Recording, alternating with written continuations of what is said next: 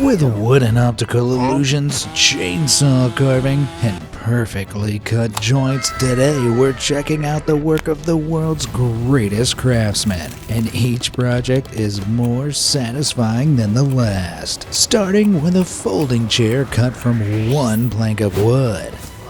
Here's a craftsman called Grandpa Amood who decided to skip the screws and nails by making a foldable chair out of one slab of wood.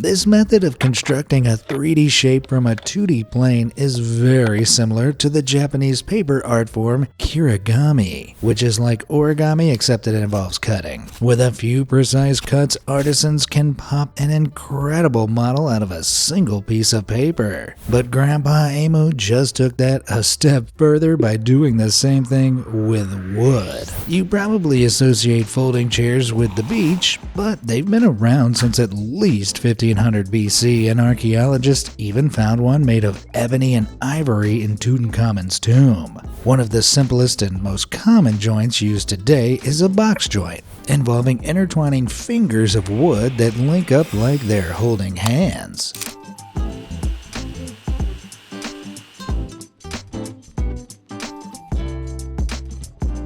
Here, a carpenter called Wood Grain Junkie used walnut and paddock wood to get those contrasting colors. But one of the downsides of the box joint is that with enough force you can easily pull the square-shaped fingers apart. Glue is typically used to keep the furniture together, but other joints like the Japanese dovetail can often stand strong without any adhesives. Wow, did that bring a tear to anyone else's eye? Like box joints, dovetails are made up of interlocking fingers of wood called pins and tails, but they're precisely cut at opposite angles, locking the pieces of wood together and making it incredibly difficult to pull them apart. A dovetail is one of the strongest joints around, and they've been used for so long that archaeologists believe they predate written history.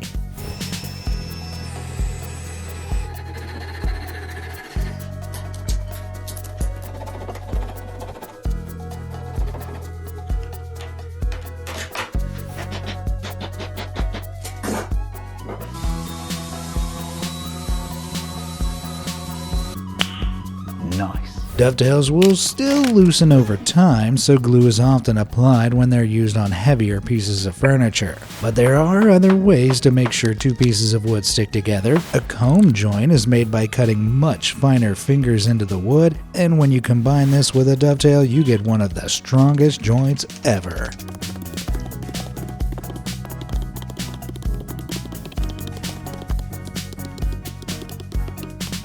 The way the combs flare out forces the wood to bend as it's hammered in, ensuring that this joint is going nowhere. It's pretty satisfying to watch, and we'll look at some more magical joints later on. But first, let's move from an ancient joint to something more futuristic that involves electricity.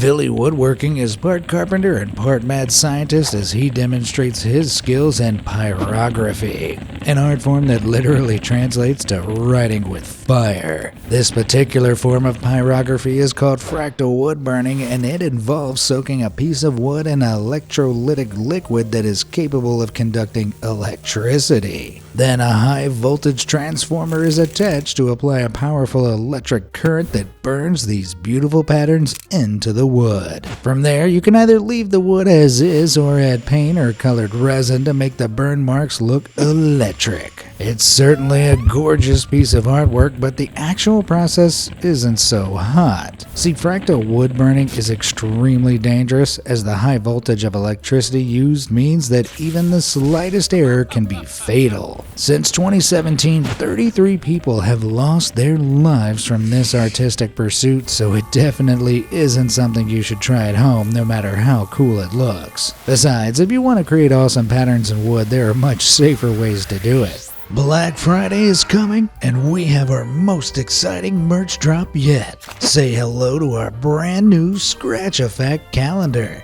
It isn't your average calendar, this one's packed with hundreds of fun facts. Each day, scratch off to reveal a brand new amazing fact that'll blow your mind. From wild history tidbits to quirky trivia, you'll have something new to look forward to every single day. But wait, there's more. Each page is bursting with stunning hand-drawn illustrations of Bartholomew's adventures over the seasons. It's an immersive work of art, and it's the perfect gift for your friends and family that everyone can enjoy each and every day. So why settle for a boring 2026 calendar when you can have the Be Amazed Scratch a Fact calendar? Some artisans are capable of creating similarly intricate artworks by hand. But before we get to that, let's check out a wood carving method that doesn't involve humans at all.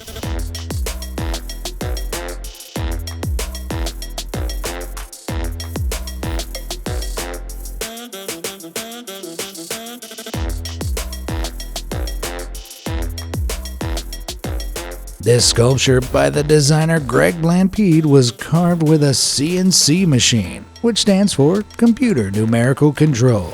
Essentially, it's a computer-controlled device that uses pre-programmed instructions to automatically cut, shape, and carve materials like wood. The system allows for high levels of precision, and a CNC machine can carve intricate patterns like this over and over again with no mistakes. And most importantly, it saves you from getting splinters. But CNC machines aren't just about fine details, and they can carve up giant objects too, like this banister.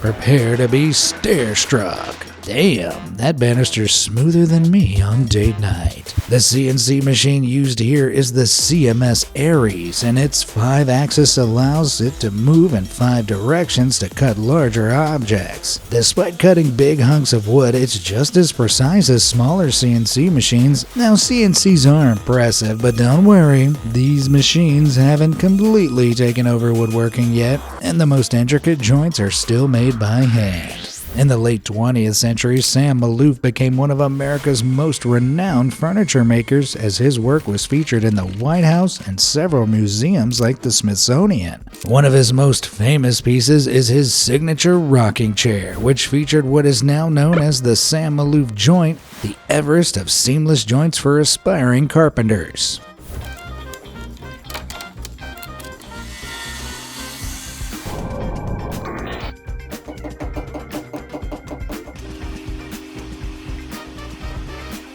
The Maloof joint is a version of a tongue and groove joint where a wooden tongue perfectly fits into a matching groove to connect two pieces of wood that sit next to each other.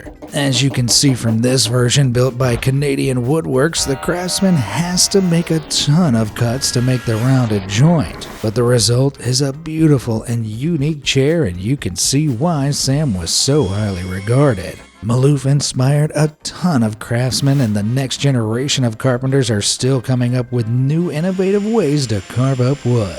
Take Californian woodworker Dan Nguyen, who created a wooden model of his soft, silky bedsheet totally by hand, with nothing but a grinder and some spray paint.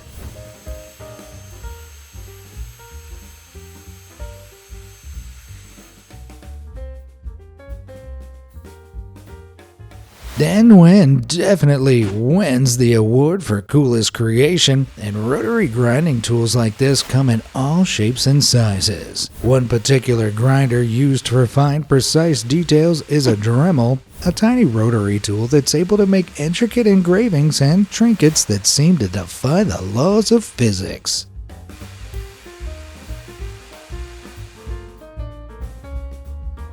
At first glance, this looks like an optical illusion, but this craftsman called AQ Creator used a Dremel to cut and smoothly sand this block of wood into 2 interlocking circles, but they didn't stop there, as they went on to use their trusty Dremel to create a sphere in a cage.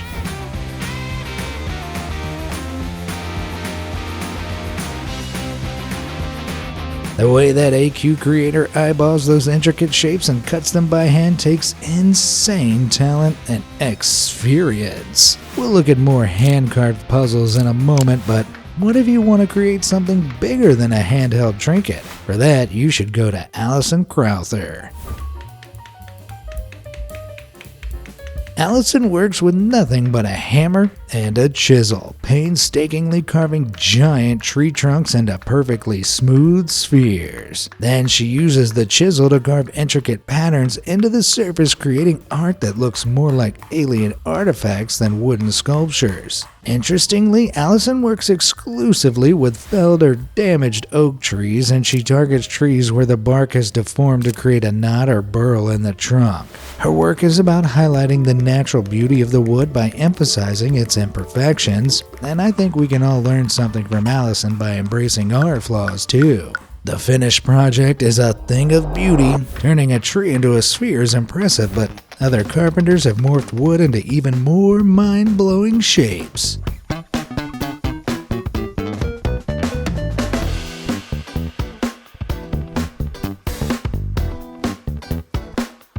This beauty is a tambour door, and it involves a bunch of narrow wooden strips secured to a flexible backing like fabric. This allows the planks to be pulled on a track to bend around curves, kind of like a wooden curtain. On this cabinet, the carpenter William Douglas built his tambour out of the same piece of wood, so the texture and natural grain is continuous across it. This makes it look like a single uncut plank when the door is closed, resulting in a satisfying optical illusion. The tambour slats are silky smooth, but this isn't the only jaw-dropping door out there.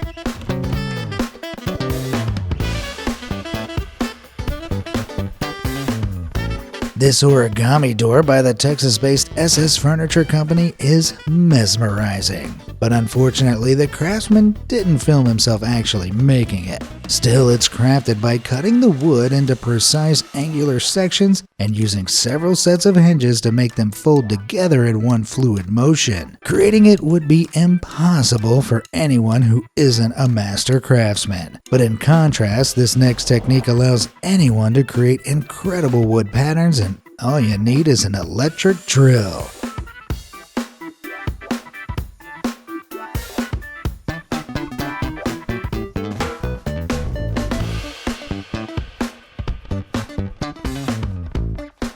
Josh Wright Woodworking has given that cheap cut of wood a beautiful pattern by securing a drill so it's pointing upwards and dragging the wood next to its screw.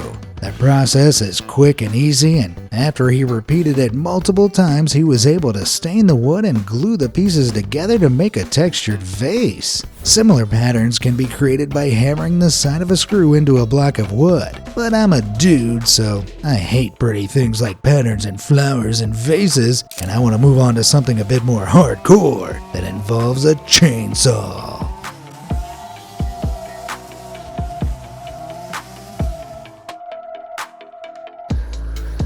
Here, Grizzly Artwork uses a giant chainsaw, a rotary grinder, and a blowtorch to turn a log into a perfect sculpture of a bear. Chainsaw carving is typically used to create bigger sculptures, as using a chainsaw for a tiny piece of art might not end well. But for the super fine details around the bear's face and eyes, Grizzly Artwork is able to use a smaller carving chainsaw to cut with more precision. It's very cool, and it isn't the only chainsaw carving we'll look at today.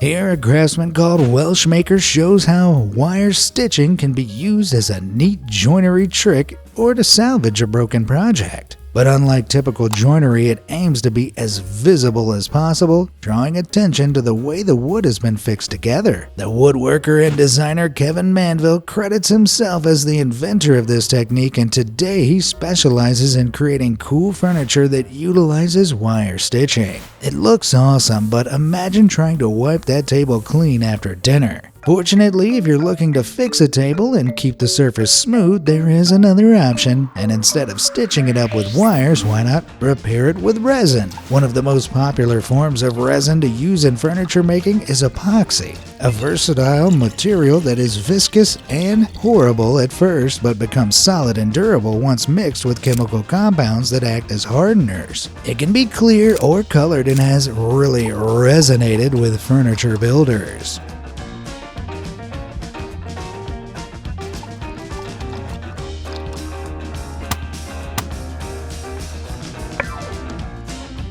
Here, a Russian wood artist and epoxy master called Yevgeny Agorov glues down 2 pieces of wood and fills in the gap with a caramel-colored epoxy, like a giant latte. The colored epoxy is mixed with dollops of white to create a marbled effect and then topped with clear resin before being cured and sanded down to create a gorgeous table that looks good enough to eat.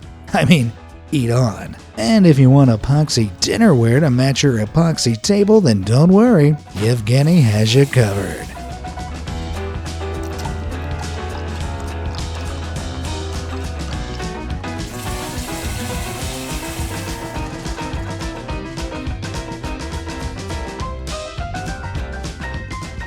The spinning machine that Yevgeny's plate was on is called a lathe. This machine rapidly rotates the piece the craftsman is working on, allowing them to cut or sand it perfectly evenly. Think of it like one of those giant doner kebab skewers, just with wood instead of meat. It can be used to make awesome creations, and look at how Dave Dalby filed down a huge trunk of tulip wood to create an elegant wooden column.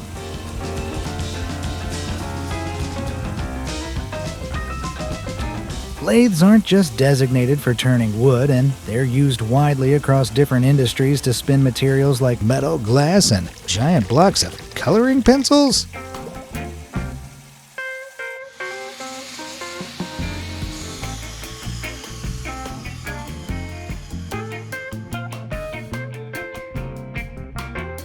This artist called Wood and Stone covered 1,000 pencils in resin before using a lathe to sand them down into a bowl. I never knew kitchenware could be so satisfying. If you thought that bowl was cool, prepare to be bowled over, because some kitchenware creators skip the lathe and make them the old-fashioned way, with traditional scooping. Move over, relaxing, crackling fireplace. From now on, I want to watch an endless loop of Gallup Agirkaya scooping wood to calm myself down. The tool he's using is called a gouge, which has a curved edge like a spoon. The material that Gallup is using is a softer wood like basswood, allowing the craftsman to carve through it like he's scooping up ice cream.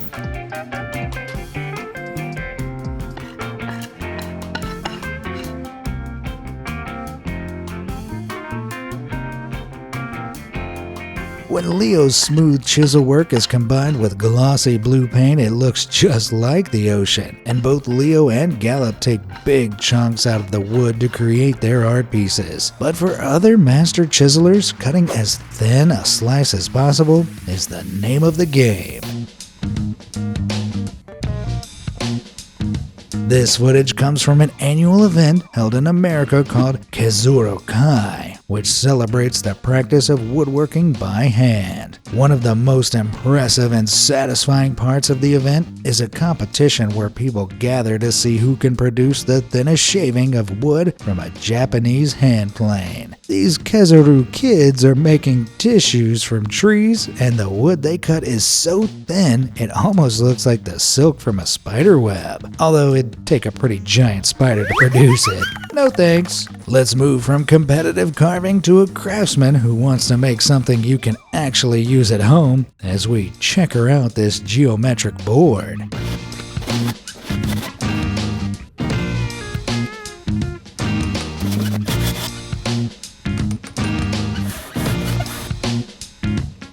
This charming checkerboard was created by Sold Out Supply with the help of a CNC machine, which cut the wood into precise rhombus-shaped blocks. Then the artist shaped them into cubes and cut them into tiny slices to make a geometric pattern that they could push into holes in a larger board. The task seems painstaking, but Sold Out Supply's work wasn't done, and they used the same method to create a similar board with tiny wooden cubes.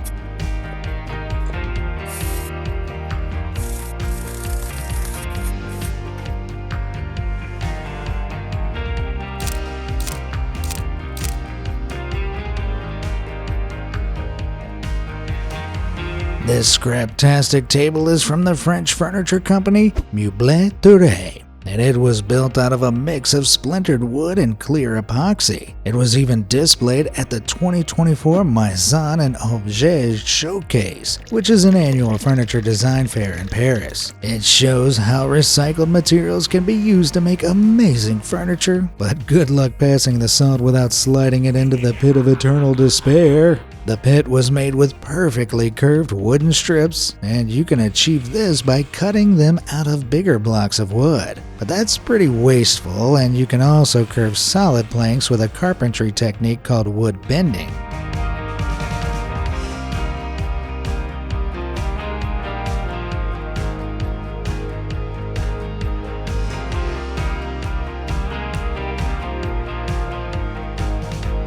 Here, Katarina Fenton bent this wood by soaking the planks in hot water and then holding them in place using clamps and tape. Once the wood comes out of the water, it's only flexible for 30 seconds, so she has to work quickly. But it's a pretty incredible technique, and while Katarina uses it to make curvy art pieces, it has real-life applications too, like in the construction of furniture with curved edges. Curves aren't the sturdiest thing to build your furniture out of, but they look awesome, and some woodwork is more about aesthetics than practicality. Like this chainsaw-carved alligator table by Scott Dow.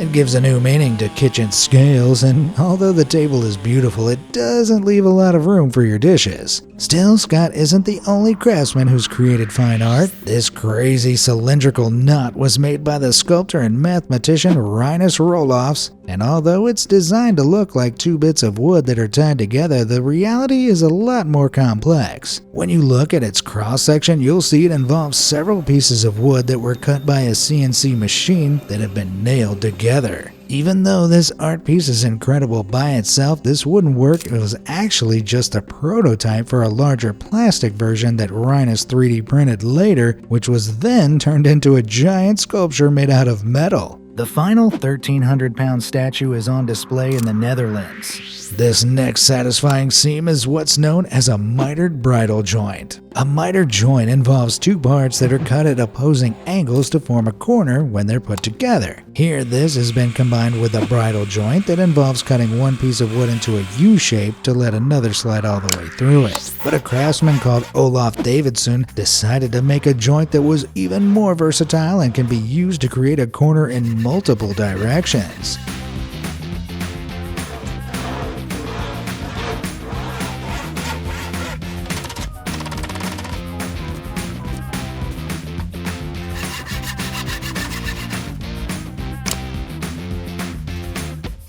You know, carpenters like Olaf are kind of the unsung heroes of society. They spend hours masterfully crafting a three-way joint to finish a piece of furniture. Olaf's design is pretty futuristic, but you can't beat the classics, and this next joint has been used in Japan for centuries.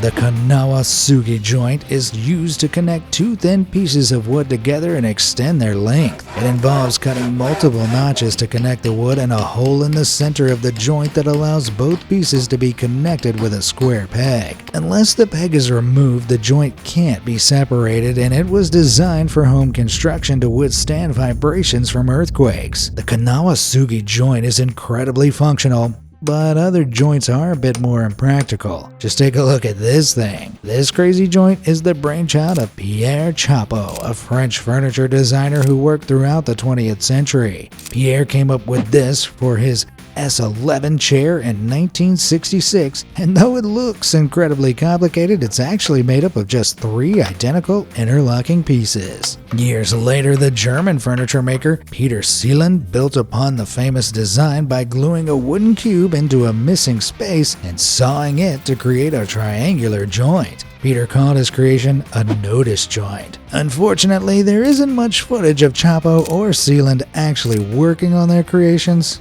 But check out this similarly satisfying connection that's also made up of 3 interlocking pieces, the castle joint.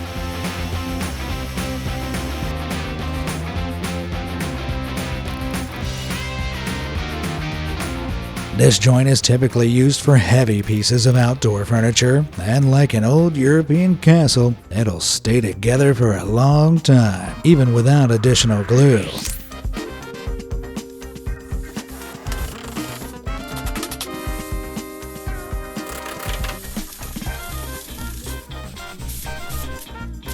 This bow tie is also called a butterfly joint, and it's usually used as a stylistic choice or to reinforce cracks and imperfections in pieces of wood. In this case, Paul Katz is strengthening a split in his wood, and it definitely looks sharper with that addition, almost as sharp as these curving lines. 2 hours later. It's crazy how lifelike robots are these days. Wait, you're telling me that's a human who just eyeballed a perfectly even wave pattern? Man, I give up. I can't even draw a circle. Speaking of making waves, another craftsman has been able to make solid wood look like a liquid, with these shelves that drip like water.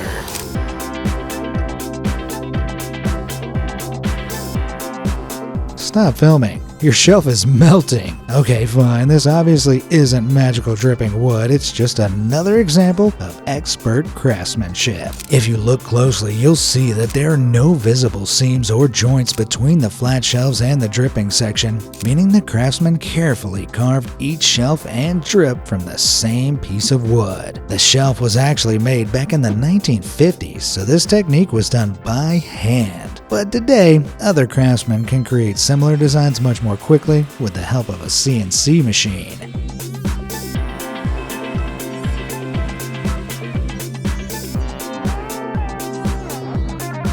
Here, Sold Out Supply used a machine to cut out the dripping pattern before sanding it down by hand and using glue to connect it to another block of wood in a waterfall joint. This is a miter joint where the grain of two separate pieces of wood are lined up perfectly, making it look like one piece seamlessly flowing over a corner. Get it? Just like a waterfall. In carpentry, a small peg of wood called a dowel is often placed in two precisely cut holes to connect two pieces of wood. But what do you do if you're a dum-dum and the holes you cut are slightly too large for the dowel? Well, the Southern Craftsman shows that this can be easily fixed with a single screw or nail.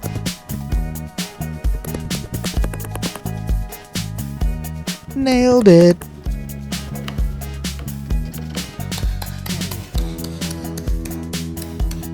This is a type of lap joint, where one piece of wood overlaps the other when joined together. The specific technique here is a half lap because half the wood has been removed from each beam, giving a large area to apply glue and dowels and letting each bit of wood smoothly slide together. The downside of the half lap is that apart from the satisfying way they slide together, they're not much to look at. But if you want a beam joint that looks a bit more dazzling, just hire a carpenter who used to be an escape room puzzle maker.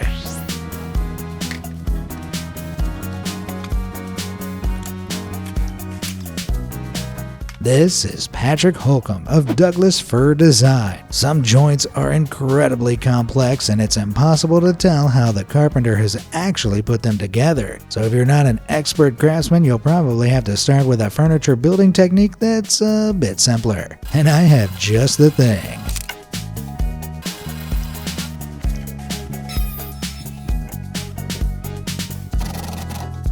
Pretty nifty, right? This is called the zip bolt, and it allows you to fasten two bits of wood together as quick as lightning. A jig mechanism in the zip bolt is twisted with a screwdriver which tightens it to connect the pieces of wood. It lets you connect wood without cutting fancy schmancy joints, and it can be used for staircases, countertops, and almost any piece of furniture imaginable. This Black Friday, we have an extra special discount for only our most loyal subscribers. But hurry, because this will last only until Cyber Monday, and we made less than 1,000 copies. Scan the QR code on screen or click the link in the description to purchase this bundle of joy while stock lasts. Which one of these woodworking processes did you find the most satisfying? Let me know in the comments below, and I'll see you next time.